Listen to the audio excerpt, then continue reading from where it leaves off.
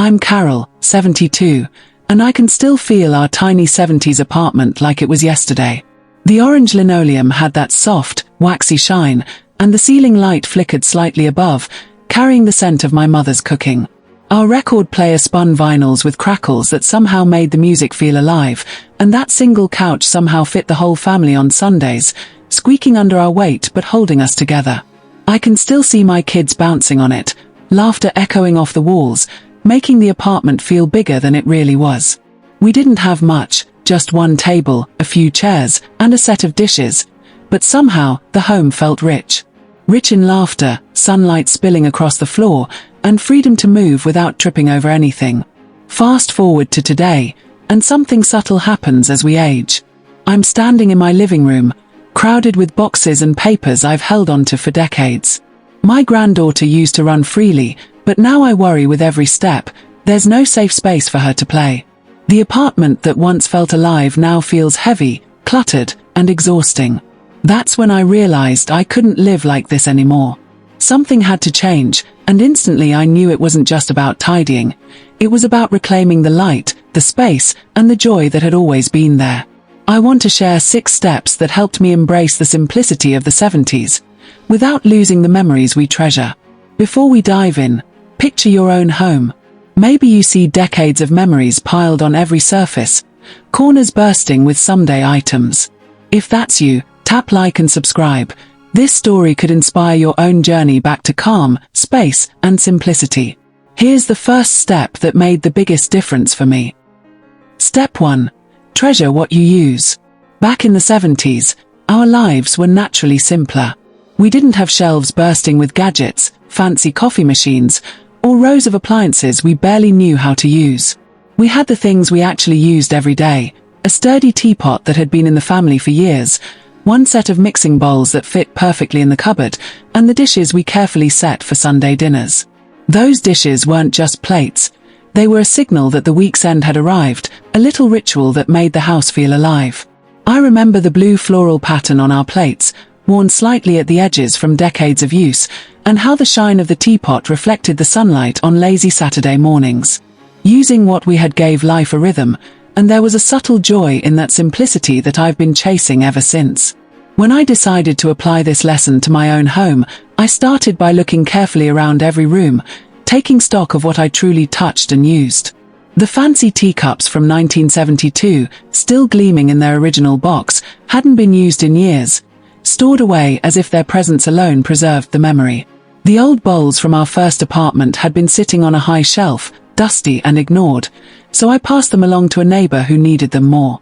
Even the mismatched spatula that had scraped every cake and pancake from our frying pans got a second chance in my kitchen rotation. The secret was noticing that the act of using something gave it life, and keeping things locked away, untouched, just added weight to the home and to the heart. Letting go wasn't easy.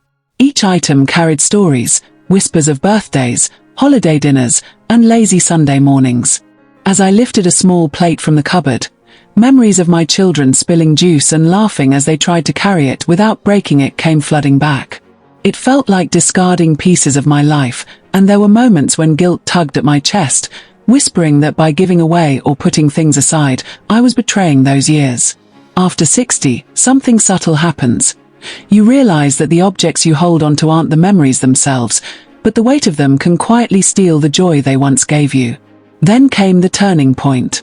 One morning, I set the teapot on the counter and made tea, really made tea, and watched the steam curl into the morning light. I realized that keeping everything didn't preserve the memory.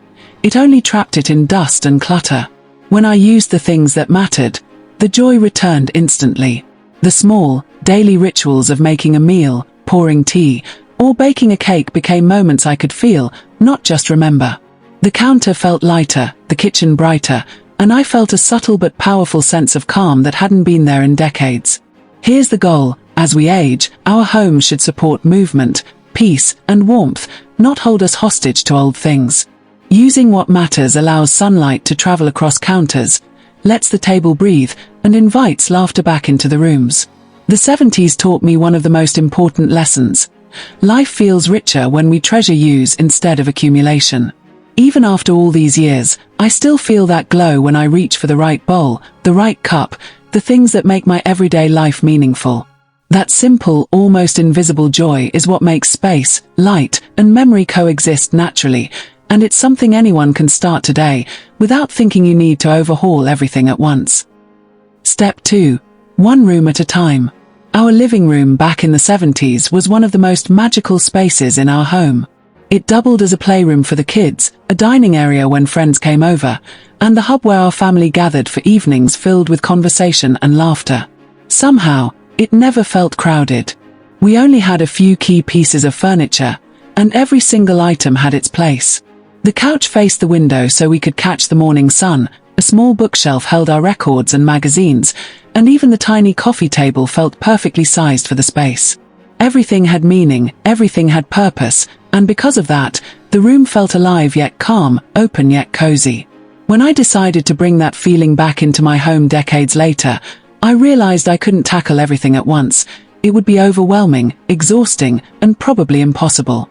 Here's the secret. Focus on one room at a time. I started with my old bedroom, a space thick with decades of life, packed with boxes of papers, old clothes, knickknacks, and things I didn't even remember acquiring. I began by setting a timer for 30 minutes and working in small bursts, pulling everything out into the center of the room so I could see what I was really holding on to. Anything unnecessary went into 3 piles: donate, toss, or keep. It was instantly satisfying to see the floor reappear, the light from the window hit the hardwood, and the air feel lighter than it had in years. The challenge hit harder than I expected. Seeing decades of life in a single pile was emotional.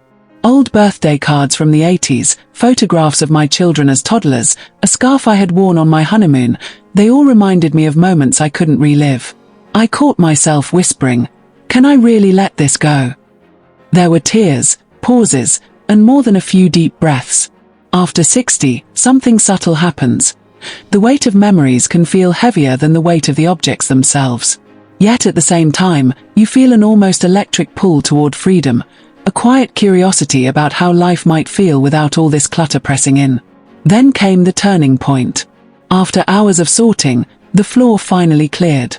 I could walk across the room without fear of tripping over stacks of forgotten decades. The sunlight streamed in, dust motes dancing in golden beams, and for the first time in years, I could feel the room breathe. I rearranged a few pieces to mirror the simplicity of the 70s. My dresser against the wall, a single lamp casting a warm glow in the corner, and my bed neatly made with one cozy quilt instead of several blankets piled haphazardly. Instantly, the space felt alive again, naturally inviting and surprisingly peaceful. The lesson I learned is simple yet profound. Clearing one room at a time restores both space and peace. It allows you to focus fully, to feel accomplishment in small, tangible steps, and to reconnect with the rhythm and clarity of the home you once loved. Even after decades, when I sit in that bedroom now, I can feel the same calm I remember from the 70s, a space that breathes, a space that welcomes me, and a gentle reminder that the goal isn't perfection. It's presence, simplicity, and the joy of moving freely in your own home. Step 3. Keep the essentials only. We lived with less in the 70s because we had to, but looking back, it wasn't deprivation, it was intentional. One coat, one pair of shoes, one set of linens per bed, and somehow it was enough. There was a rhythm to life that came naturally when each item had a purpose. I remember our single winter coat hanging neatly in the hallway closet, worn by my husband and me in rotation, and the thrill of finally adding a new blanket to the bed each winter. Space wasn't just physical, it was mental. The home felt uncluttered, open, and alive, and the few things we had were treated with care.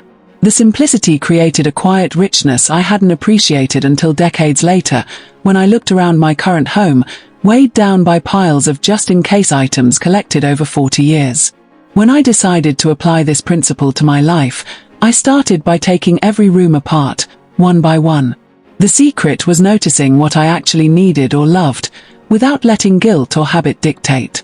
I held my old bedspread from our first apartment, worn but perfect in color and texture, and knew it had to stay.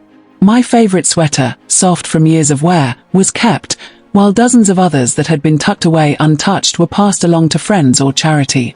Even my husband's old wristwatch, scratched but full of memories, stayed in its place on the dresser. Everything else, items bought for maybe someday or just in case, was either donated, gifted, or gently released. Instantly, the rooms felt lighter, the floors more visible, and the air easier to breathe. It wasn't easy to part with decades of accumulated just-in-case things. I held a stack of notebooks from the 80s, thinking I might want to read them again, and old cables from electronics I could no longer even identify. Something subtle happens as we age. The weight of objects begins to press on us more than the weight of memories themselves. Each item we release carries a tiny pang of grief, a whisper of the life it once touched. There were tears, moments of hesitation, and quiet conversations with myself. Can I really let this go? Will I regret it? Yet with each item I released, I noticed a small lift in my chest, a lightness that hadn't been there in years. The turning point came quietly. One afternoon, I stood in the middle of my living room with empty shelves and a clear floor, sunlight spilling across the hardwood. The room felt instantly calm, ordered, and welcoming. I could see each item clearly, appreciate its beauty and purpose, and feel the life we had lived reflected in the few things I truly loved. Choosing the essentials brought a sense of rhythm and harmony, like returning to the way we lived in the 70s. Every piece intentional, every corner open, every breath lighter. Here's the lesson I carry now. Life feels richer when each item earns its place. After 60, the goal is no longer accumulation, it's appreciation. By keeping only what we truly need or love, we make space for sunlight, for laughter, for movement, and for memories to exist without being buried under clutter. The room feels larger, the home calmer, and my mind lighter. And naturally, that sense of order isn't just visual, it's emotional. Every morning, I walk past that bedspread, my sweater folded neatly, my husband's watch gleaming in the light, and I feel the quiet joy of a home where every item has purpose, every space has meaning, and every moment is free to breathe. Step 4. Reuse and repurpose. In the 70s, one of the most natural ways we lived was without waste. Nothing went to the landfill if it could be reused. Old jars became storage for flour, sugar, or buttons. Scraps of fabric became patchwork quilts or little doll clothes. Worn-out clothes were cut into rags for cleaning or polishing. It wasn't about being frugal in a stressful way. It was about seeing potential in everything, about making the most of what you had. I remember sitting on the kitchen floor, gluing bits of colorful paper onto a cardboard box to make a gift container, and feeling a sense of pride that the project was as useful as it was beautiful. That mindset carried joy as naturally as it carried practicality. When I decided to bring this into my home now, decades later, I started by looking at items I had been holding just in case. The secret was noticing potential rather than seeing clutter. Glass jars, some with their original labels still clinging, became charming little flower vases on my windowsill, catching sunlight and brightening the room. Old magazines, thick with yellowed pages, were transformed into wrapping paper for gifts to neighbors and grandchildren, giving each present a touch of history and personality. Worn linens and t-shirts found new life as cleaning rags, soft and absorbent, ready to bring shine to surfaces. Instantly, the items felt alive again, and the house breathed more freely as unused clutter found purpose. The challenge was resisting the pull of indecision. It's so easy to keep things with no plan, thinking we might need them someday, and to feel guilty at the thought of letting them go.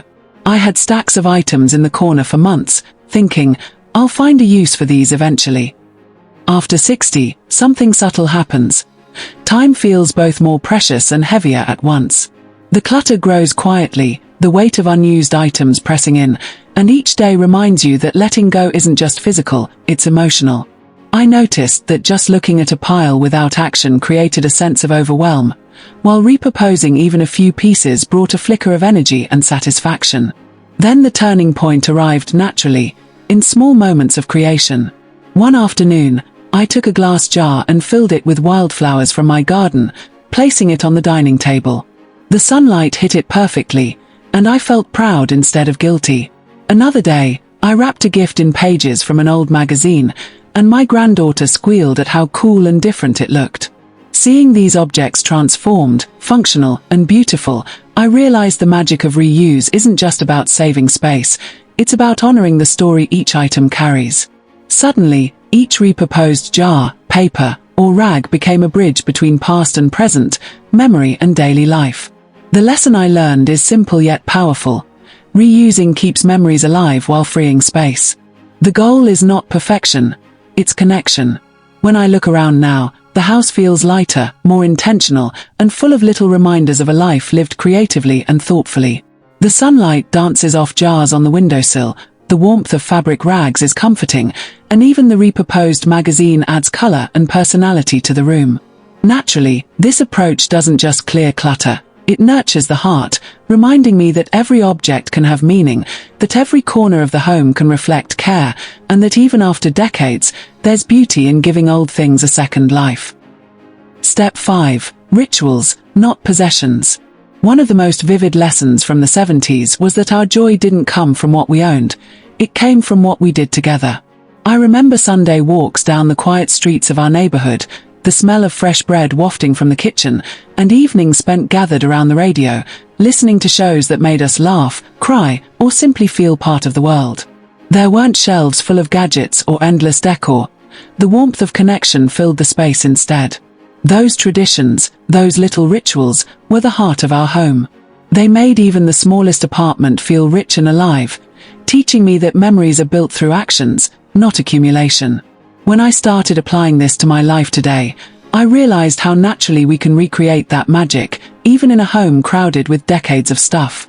I began small, weekly tea with my daughter, brewing our favorite blend in the same teapot my husband and I had used for years, savoring the steam and aroma as we shared stories. Old records, once forgotten under piles of papers, were brought out again. The crackle of the vinyl instantly transported us to a Sunday morning in 1974, laughter spilling across the room. Family game nights returned, with a simple deck of cards or a board game that had survived the years, and the living room transformed into a place of light and fun rather than storage and clutter. These rituals didn't take up much space, yet they filled the heart in ways that objects never could. The challenge, naturally, was resisting the temptation to think an object alone could spark joy. There were moments when I picked up a fancy tea set or an old clock and thought, maybe these will make me happy again. After 60, something subtle happens. We begin to rely on possessions for comfort, perhaps because they're tangible, familiar, and safe. But I found that objects, no matter how treasured, couldn't replace the warmth of shared experiences. The moments that made me feel most alive weren't on shelves, they were in laughter, the touch of hands, the smell of bread, and the music filling the air. Then came the turning point. One rainy afternoon, my granddaughter and I curled up with cocoa and a stack of board games. The living room, free from piles of unnecessary items, felt instantly open and welcoming. We played, laughed, and reminisced, and I realized that these rituals brought more warmth, connection, and joy than any item ever could. The quiet joy of an afternoon shared, the sparkle in a child's eyes, the sense of continuity between generations. These were the riches I had been seeking all along. The lesson I carry now is clear. Experiences create the richest memories. The goal is not to own more but to do more, to engage fully with people and moments that matter. Naturally, this approach doesn't just lighten your home, it lifts your spirit. Every tea session, every game night, every record spun becomes a ritual that connects past, present, and future, filling the space with life and love. As we age, we realize that the things we once thought indispensable are just props, while the real treasures are the shared moments that linger in our hearts, effortlessly creating the joy that no object can replicate. Step 6. Respect the past, free the present. One of the most subtle lessons I've learned after decades of living is that our parents' generation taught us to save, store, and make do. In the 70s, it made perfect sense. Nothing was wasted, everything had a place, and frugality felt like wisdom. But after 60, something subtle happens. Holding on too long can trap us, turning cherished memories into heavy clutter that weighs on both body and spirit. I would look around my home and see boxes stacked high, each one a miniature museum of a life once lived, and feel both pride and overwhelm. The walls seemed to close in with every decade I had saved, and I realized that honoring the past didn't have to mean keeping everything. Applying this lesson meant making careful, thoughtful choices. I began by touching each item, asking myself quietly, does this bring me joy? Does it serve a purpose, or is it just weight? Wedding gifts that had sat unused for years were kept only if they held real sentiment. Photo albums were lovingly arranged, letters carefully tucked into a keepsake box, but the rest, duplicates, papers, old trinkets, found new homes or were released. Instantly, the process felt lighter, almost like breathing more deeply after holding my breath for decades. One trick that helped was using clear storage bins for items I kept, labeling them with dates and brief descriptions. The visual simplicity alone made my home feel more open, calmer, more like the 70s apartment I remembered, but without the chaos. The challenge was emotional. Every box I touched felt like a chapter of my life slipping away. I hesitated at old journals, paused over clothing my children had outgrown, and lingered on keepsakes that told stories I feared losing. Naturally, guilt wanted to creep in, whispering that letting go meant forgetting, that discarding objects might erase memories themselves. But I reminded myself that memory doesn't live in boxes. It lives in me, in stories shared, in photos, and in laughter that echoes in empty rooms. By slowly, gently, releasing the things that no longer served, I began to feel a sense of freedom I hadn't realized was missing.